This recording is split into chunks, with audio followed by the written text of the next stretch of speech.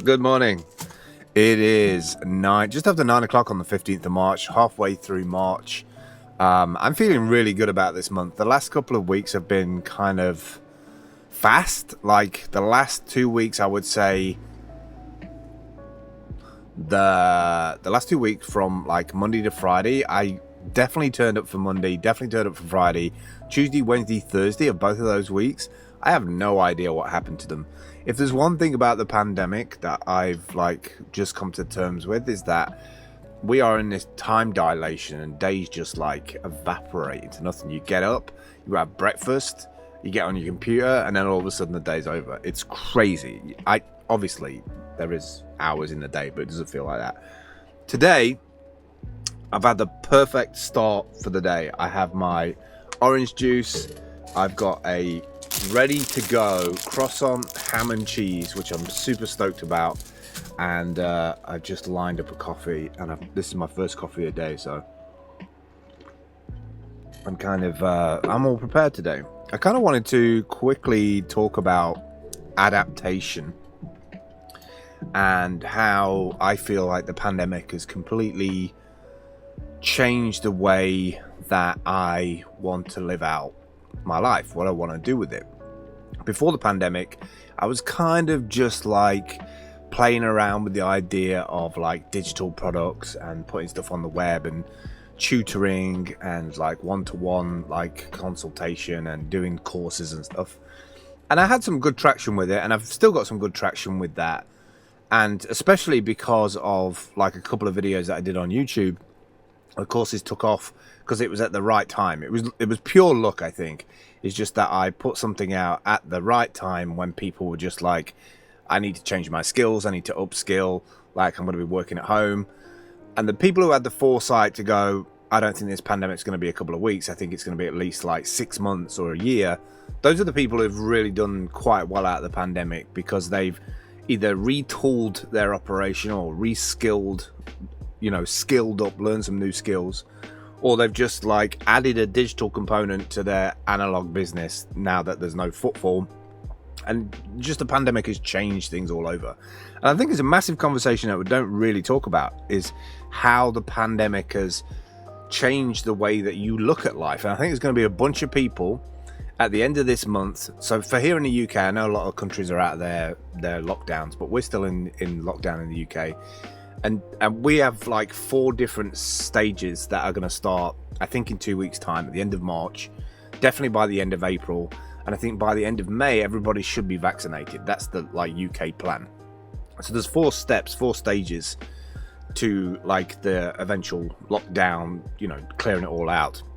But I think it starts in 2 weeks' time that people can like mingle with each other again. But I think you're going to definitely see a big difference out there at street level.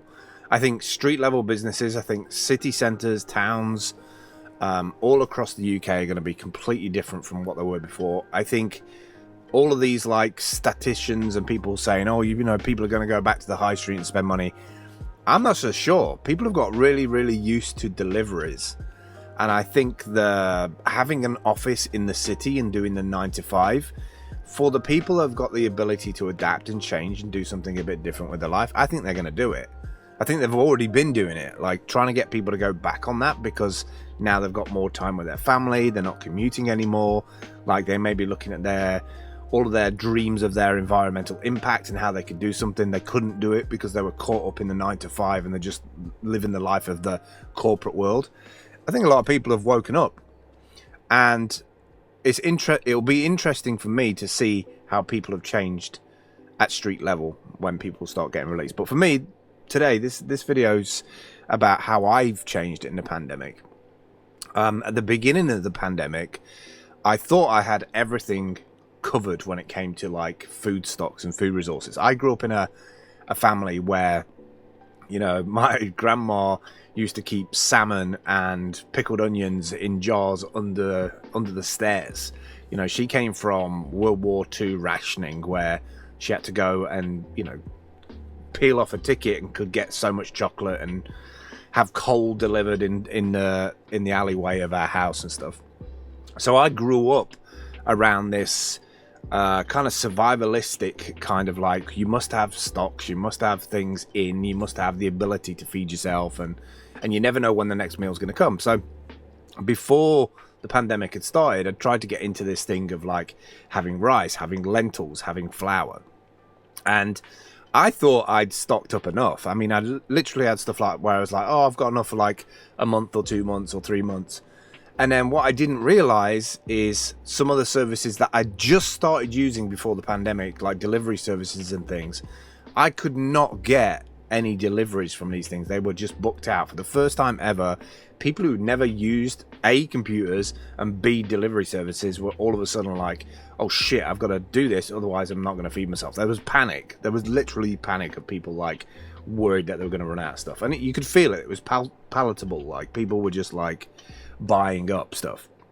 So that was a big thing for me, is the realization that even though in my head it was like I have 2 or 3 months worth, after 2 or 3 months in this worsening situation and just this blocking out of all these deliveries, I realized that, oh shit, like I'd completely underestimated that. So that is one thing that I've been doing over the last year, is realizing that if you're going to do any kind of food stocks, you really need to be thinking like 12 to 18 months.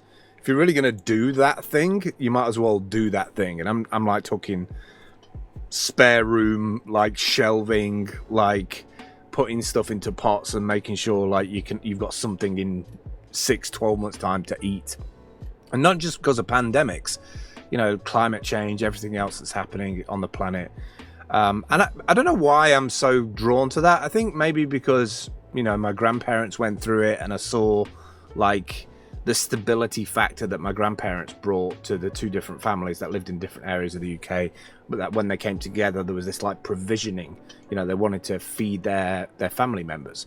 And maybe that just got like passed down, or I just was exposed to it so much that like that is always in the back of my mind. So that's one thing that's changed me in the pandemic, is that kind of supply and demand. Like another thing that's changed in the pandemic is how I've become more resourceful when it comes to well, I mean, like, you know, this orange juice was given to me.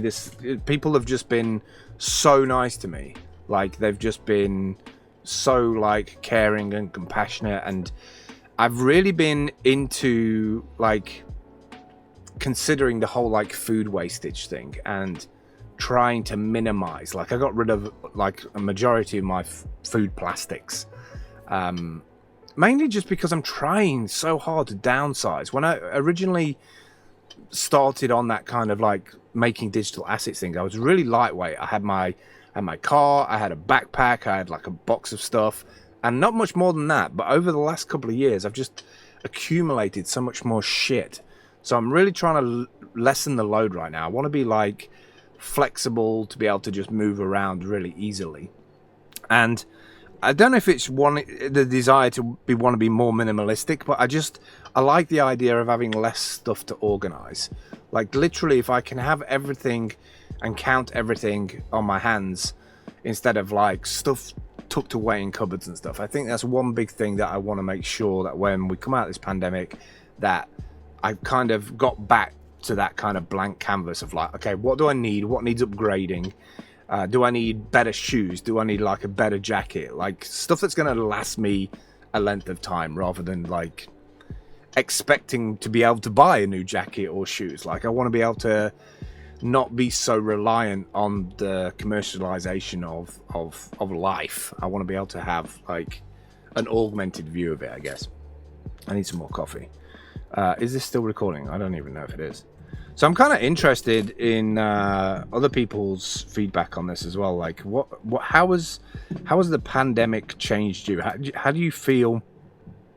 How do you feel like the pandemic's, you know, being stuck at home, not being able to go to work, not being able to like be in education around the people that, you know, make up that social grouping when you're growing up? How do you feel like that's changed you? Has it changed your output? Has it changed your opinions on things? Has it made you want to like move completely from where you live to a different country? I'm like really interested in that stuff, because I feel like we've all become like super woke to the issues and problems and the causality of human beings on the planet, and we're just about to come out of the other side of it, for now, until the next pandemic comes along or the next big thing happens, some climate disaster or whatever.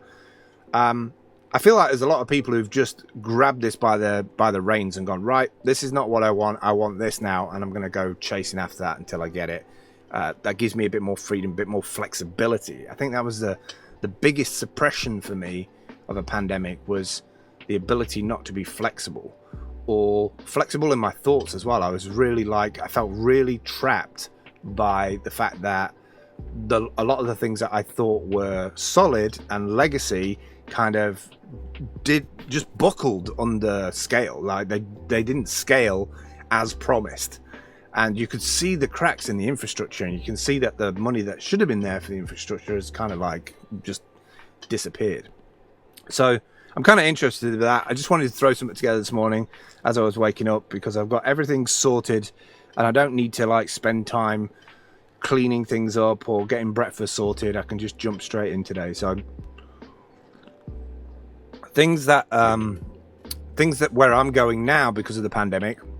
One, I'm starting to look at the kind of visual clues of social platforms out there. So TikTok and YouTube and Twitch, and Twitter seems to be having a bit of a revival. I know in April they're going to launch their kind of like competitor to that voice chat. I can't remember what it's called now. I can't remember what it's called, but Twitter are bringing out spaces so you can do like audio chat rooms. So I'm interested to see where that goes. Definitely going to spin something up there. And I've got an idea for a show as well. And I'm thinking of probably floating that in about a month's time. And I'll probably put it out on dtube as well. But I'm really concentrated now on YouTube, TikTok, Twitch, Twitter. Those are the areas where I feel like I can add value there. But also I've got a stack of courses that I really want to crank through, of things that I did in the pandemic, like things that I learned about in the pandemic, skills that I learned in the pandemic, adaptation I did in the pandemic. And I think all of these are dead useful stuff that actually every year could repeat. Like there was this course I wanted to put out in January, which was all about saving money, because every January people come around from Christmas and they're just like, oh, we have to, save a bit of money.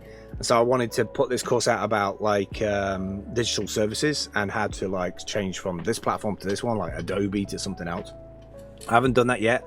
Desperate to do it. Now I've got the new machine. I can do it. It's faster. I can do faster encoding. That's been a big plus as well of this pandemic, is realizing that you've got to keep, if you're a digital worker in any way, you've got to keep your technology up to date. Like I let my technology get out of date. Like I was running an 8-year-old machine, and now I've got a brand new machine.